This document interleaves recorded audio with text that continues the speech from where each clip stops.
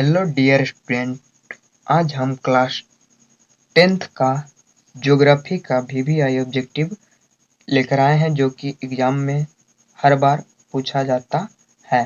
तो जो भी इस बार यानी 2022 में 10th का एग्जाम दे रहे हैं उनके लिए वीडियो बहुत ही इम्पोर्टेंट होगा।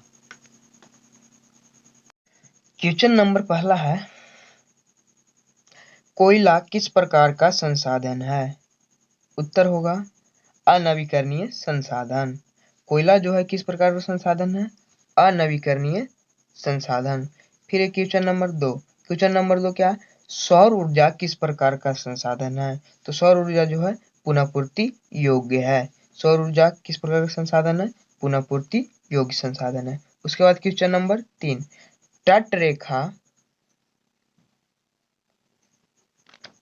तट रेखा से कितने किलोमीटर क्षेत्र सीमा अपवर्जक क्षेत्र कहलाता है? तट रेखा से कितने किलोमीटर क्षेत्र सीमा अपवर्जक क्षेत्र कहलाता है? 200 nm।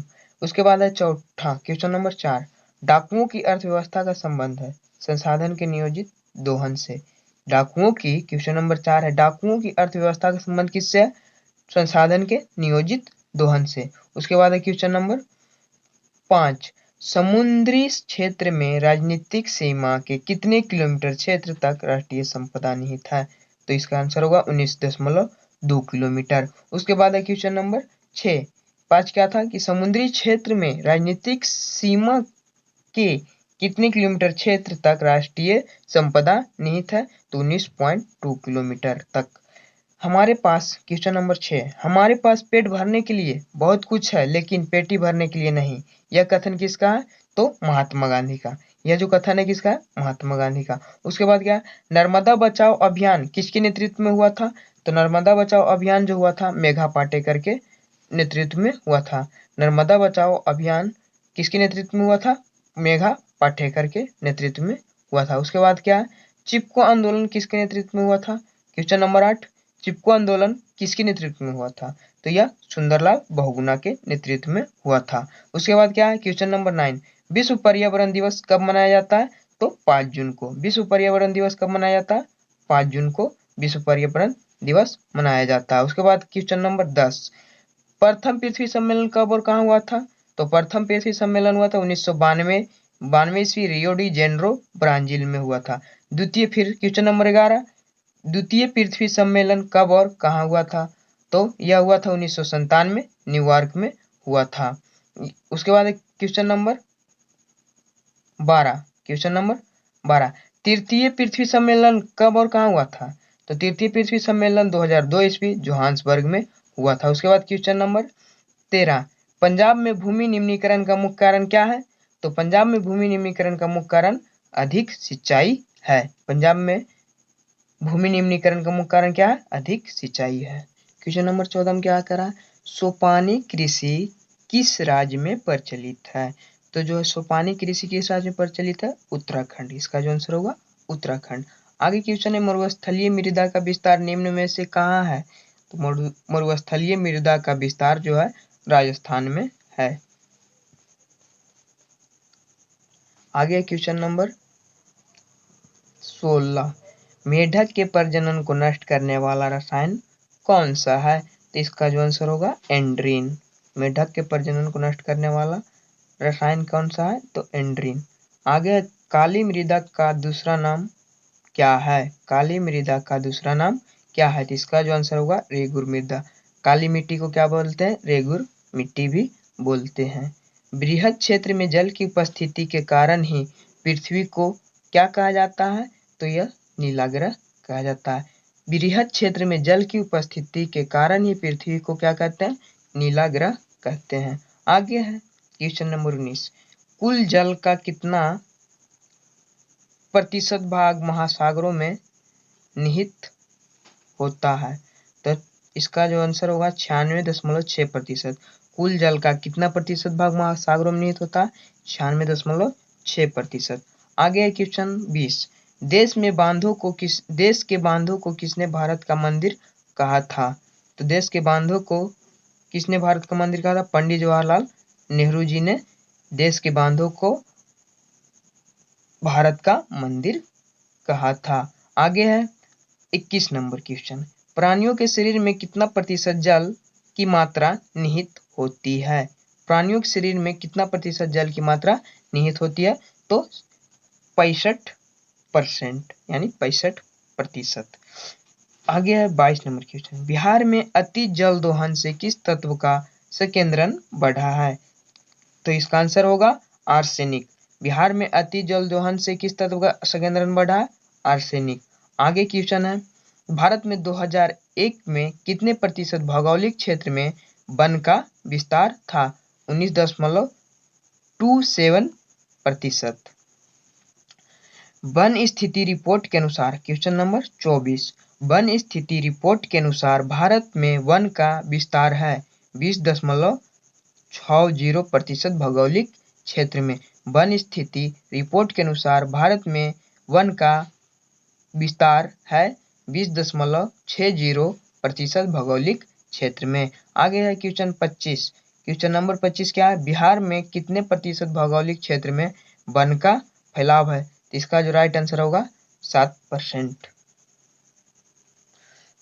आगे है क्वेश्चन नंबर 26। क्वेश्चन नंबर 26 क्या है? किस राज्य में वन का सबसे अधिक विस्तार है? किस राज्य में वन का सबसे अधिक विस्तार है? तो इसका आंसर होगा मध्य प्रदेश। आगे क्वेश्चन है क्वेश्चन नंबर 27। वन संरक्षण एवं प्रबंधन की दृष्टि से वनों को कितने भागों में वर्गीकृत किया गया है? तो इसको ये जो है 3 वर्गों में बांटा गया है। आगे क्वेश्चन नंबर 28। 1951 से 1980 तक लगभग कितनी वर्ग किलोमीटर वन क्षेत्र कृषि भूमि में परिवर्तित हुआ? यानी जो 1991 से 1980 तक लगभग कितनी वर्ग किलोमीटर वन क्षेत्र कृषि भूमि में परिवर्तित हो गया? लगभग परिवर्तित हो गया। तो इसका जो राइट आंसर होगा 26,200 वर्ग किलोमीटर जो है वन क्षेत्र कृषि भूमि में परिवर्तित हो गया। उसके बाद क्वेश्चन नंबर 29 क्या? संविधान की धारा 21 का संबंध है, यानी जो संविधान की धारा 21 है वो किससे संबंधित है? तो इसका आंसर होगा वन्य जीवों तथा प्राकृतिक संसाधनों के संरक्षण से। उसके बाद क्वेश्चन नंबर 30। एक एनजीओ की वानिकी रिपोर्ट के अनुसार 1948 ईस्वी में विश्व में कितने हेक्टेयर भूमि पर वन का विस्तार था? तो इसका जो राइट आंसर होगा 4 अरब हेक्टेयर। 4 अरब हेक्टेयर। उसके बाद क्वेश्चन नंबर 31। प्राकृतिक संसाधनों के संरक्षण 1968 में कौन सा कन्वेंशन हुआ था? प्राकृतिक संसाधनों के संरक्षण 1968 में कौन सा कन्वेंशन हुआ था? अफ्रीकी कन्वेंशन। 32 नंबर क्वेश्चन, ये गलत है। क्वेश्चन है, इनमें कौन सा जीव है जो केवल भारत में ही पाया जाता है? तो डॉल्फिन है जो केवल ही भारत में ही पाया जाता है। इसका आंसर हो जाएगा डॉल्फिन। क्वेश्चन है 33। भारत का राष्ट्रीय पक्षी क्या है? तो भारत का राष्ट्रीय पक्षी मयूर यानी मोर है। Question number 34। मैंग्रोव्स का सबसे अधिक विस्तार है। मैंग्रोव्स एक प्रकार का वन है, यानी मैंग्रोव्स का सबसे अधिक विस्तार है कहाँ है? तो सुंदर वन में। आगे क्वेश्चन नंबर 35।